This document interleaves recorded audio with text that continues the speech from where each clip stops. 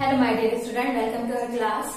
Hope you all are doing well. तो आज हम लोग क्या पढ़ेंगे, 10th चैप्टर ज्योमेट्री बेसिक्स का एक्सरसाइज नंबर 10C।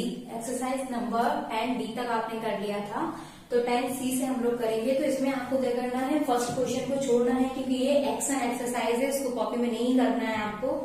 इसके बाद आपको दिया हुआ है second question, measure these angles using the inner scale.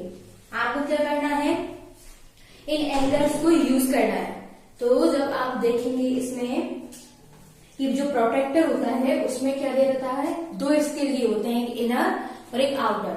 मतलब एक आपको अंदर भी दिखेंगे और एक बाहर भी आपको उसमें वैल्यूज दिखेंगी। तो आपको क्या करना है, जो इनर स्केल है उसका यूज करना है इसमें। तो ये एंगल्स को आपको फिल करना है।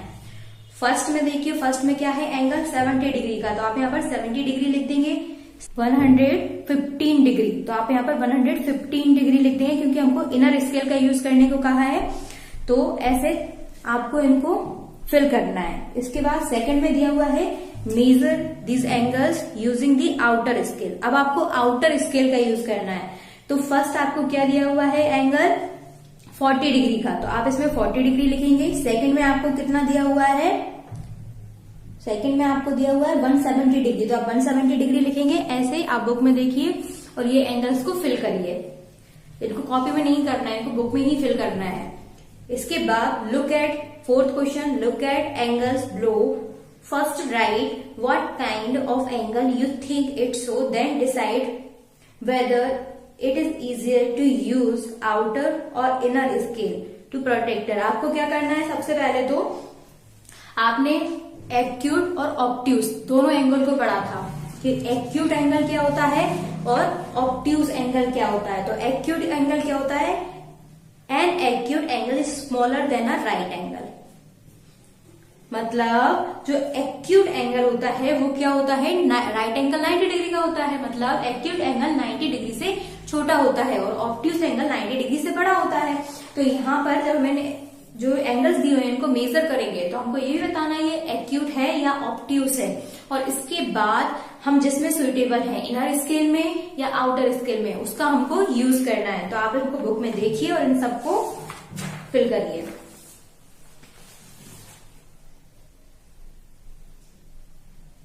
इसके बाद फिफ्थ क्वेश्चन दिया हुआ है, use a protractor to measure the angles. आपको क्या करना है, प्रोटेक्टर का यूज करना है इसमें इन एंगल्स को मेजर करने के लिए। तो इसको आप एक बार बोर्ड पर समझिए। तो अब आप यहाँ पर देखिए, आपको इस टाइप से एंगल्स दिए हुए हैं सारे। आपको प्रोटेक्टर का यूज करना है और अलग अलग एंगल्स के आपको नाम दिए हुए हैं कि ये एंगल्स आपको इसमें मेजर करना है, कितने कितने डिग्री के होंगे वो एंगल्स। तो देखिए फर्स्ट क्या है, AOC। तो ए कहां पर है, AOC। आप प्रोटेक्टर को रखेंगे कहां पर, ये सेंटर पॉइंट पर यहाँ। और फिर आप देखेंगे कि जो AOC जो एंगल बन रहा है वो कितने डिग्री का हो रहा है। तो जितने डिग्री का वो एंगल बनेगा उसको आपको AOC के सामने लिख देना है। तो ऐसे जितने भी आपको एंगल दिए हुए हैं उनको आपको मेजर करना है।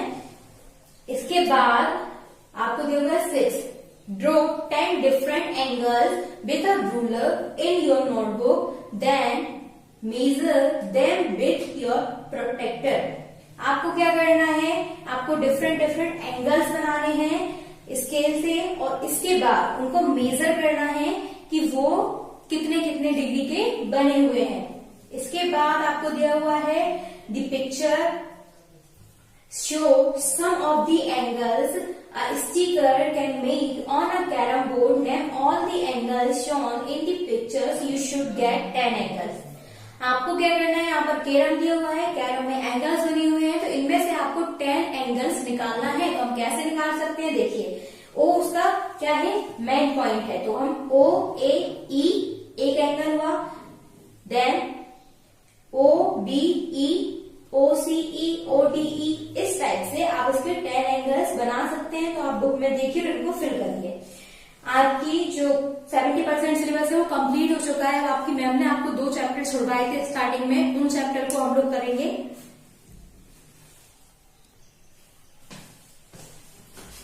तो आपके सेकंड चैप्टर, सेकंड और थर्ड में आपको क्या दिया हुआ है, एडिशन, सब्ट्रैक्शन, मल्टीप्लिकेशन, डिवाइड वगैरह। तो ये सारे आपके फाइनल एग्जाम में आएंगे, तो इसलिए मैं एक बार इनको समझा रही हूँ। तो आपको मैंने ये छुपाए थे। तो यहाँ पर देखिए ये क्या है, एडिशन। आप सभी लोगों को ये एडिशन आते होंगे। तो ये क्या है, 8 को हमने प्लस किया, कितना हुआ हमारा 14। तो 14 का हमने 4 लिखा, कैरी 1, 8 और 2 10 और 1 11, देन 9 3 12, 12 का 2 कैरी आया 1, 6 1 7, 7 और 3 10। ओके, तो आपके जितने भी ऐसे एडिशन दिए हुए हैं 2A एक्सरसाइज में वो आपको करने हैं। इसके बाद आपको बताया है प्रॉफिट और लॉस, प्रॉफिट और लॉस के बारे में बताया है। तो अब आप क्या पढ़ेंगे, सेकंड बी, मतलब एक्सरसाइज 2B। एक्सरसाइज 2B में आप क्या पढ़ेंगे, प्रॉफिट लॉस। तो प्रॉफिट लॉस से पहले आपको ये मालूम होना चाहिए कि कॉस्ट प्राइस और सेलिंग प्राइस किसे बोलते हैं। कॉस्ट प्राइस मान लीजिए आपने यही मार्कर खरीदा है, तो ये मार्कर आपने 20 रुपीज में खरीदा है मान लीजिए, और इसके बाद तो इसका आपने जितने में खरीदा वो क्या कहलाएगा, इसका कॉस्ट प्राइस। तो हमने इसको 20 रुपीज में खरीदा तो हमने 20 लिख दिया। सेलिंग प्राइस जितने में आपने इसको बेचा। अब जरूरी तो नहीं कि आपने 20 रुपए का खरीदा है तो आप 20 में ही ये मार्कर बिके, हो सकता है ये आपका 15 में बिके, या फिर हो सकता है ये 25 का बिके। तो आपने जिस प्राइस पर खरीदा अगर उससे कम में बिका तो आपको घाटा हुआ, मतलब आपको लॉस होगा। और अगर जो आपने खरीदा उससे ज्यादा में भी बिका तो आपको क्या होगा, प्रॉफिट होगा। आया समझ में, मतलब अगर हमने किसी चीज को खरीदा है वो उतने से कम में बिकती है, हम किसी और को बेचते हैं और वो उससे कम में बिकती है, तो क्या होता है, हमको घाटा होता है, क्योंकि हमने उसे जितने रुपए में खरीदा उतने में तो वो बिकी ही नहीं, तो उसको क्या बोलेंगे हम लॉस। और जितने में हमने खरीदा उससे ज्यादा में अगर वो किसी और को हमने बेची है तो हमें क्या होगा, फायदा हुआ, तो वो क्या होगा, प्रॉफिट होगा। तो आप यहाँ पर देखिए, आपको फर्स्ट क्वेश्चन में दिया हुआ है फाइंड द सेलिंग प्राइस और cost price of each these product with the help of the model. आपको क्या कहना है, यहाँ पे आपको प्रोडक्ट दिए हुए हैं, इनका आपको सेलिंग प्राइस निकालना है। तो कैसे निकालेंगे आप सेलिंग प्राइस, देखिए यहाँ पर आपको कॉस्ट प्राइस दिया हुआ है 315, लॉस दिया हुआ है 38। अब आपको बताना है कि सेलिंग प्राइस क्या होगा। तो चलो अब इसको बोर्ड पर समझिए। तो अब आप देखिए, आपको फर्स्ट क्वेश्चन में दिया हुआ है कॉस्ट प्राइस, मतलब जितने में आपने उसे खरीदा, आपने किसी चीज को कितने में खरीदा, 315, ओके, और आपको उसमें लॉस हो गया कितना, 38 रुपीज का लॉस, मतलब आपने उसे 38 रुपीज कम में बेच दिया। तो अब आपको बताना है सेलिंग प्राइस, मतलब आपने उसे एक्चुअल कितने रुपए में बेचा है। तो आप क्या करेंगे, आपने उसे इतने में खरीदा, इतने रुपए कम में आपने बेच दिया, तो क्या करेंगे, इसमें से इसको माइनस कर देंगे, तो वो पैसे निकल जाएंगे जितने में हमने उसको बेचा। तो हमने इसको माइनस कर दिया, कितना आएगा माइनस करने पर, 5 में से आपको 8 को माइनस करना है, मतलब आपको 15 में से 8 को माइनस करना है, 5 में से होंगे नहीं।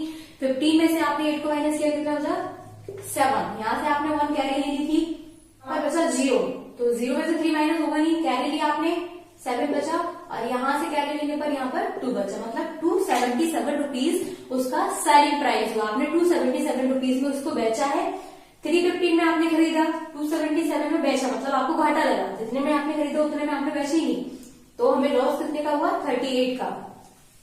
ऐसे ही जो क्वेश्चन दिए हुए हैं ये सारे क्वेश्चन आपको करना है। इसके बाद सेकंड क्वेश्चन दिया हुआ है आपको complete the table. Complete the table आपको क्या करना है, इसमें सेलिंग प्राइस दिया हुआ है, आपको प्रॉफिट दिया है और लॉस दिया है। अब आपको बताना है कॉस्ट प्राइस। तो आप कैसे बताएंगे, देखो कॉस्ट प्राइस मतलब होता है जितने में आपने उसको खरीदा है वो उसकी कॉस्ट प्राइस होगी। तो आपको क्या करना है, यहाँ पर जो आपको सेलिंग प्राइस दिया हुआ है, अगर आपको प्रॉफिट हुआ है तो आप क्या करेंगे, कॉस्ट प्राइस निकालने के लिए आप क्या करेंगे, जो आपको सेलिंग प्राइस दिया हुआ है उसमें से प्रॉफिट को माइनस कर देंगे, क्योंकि आपने जितने में खरीदा उतना ही पैसा आपको यहाँ पर कॉस्ट प्राइस में लिखना है। लेकिन यहाँ पर आपको 195 रुपए का क्या हो रहा है, प्रॉफिट हो रहा है, मतलब आपने 195 रुपीज में ज्यादा में बेचा है किसी को, तो आपको बताना है सेलिंग प्राइस। तो आप क्या करेंगे, सेलिंग प्राइस में से प्रॉफिट को माइनस कर देंगे, कॉस्ट प्राइस आ जाएगा। सेकंड में आपको दिया हुआ है सेलिंग प्राइस और लॉस, इसमें आपको हुआ है लॉस। अब आपको बताना है कॉस्ट प्राइस। तो लॉस में क्या करेंगे, आप सेलिंग प्राइस और लॉस को प्लस कर देंगे, और अगर प्रॉफिट हुआ है तो क्या करेंगे, सेलिंग प्राइस में से प्रॉफिट को माइनस कर देंगे और इनको फिल कर देंगे। टेबल को स्क्रीन पर देखिए और टेबल को फिल करिए।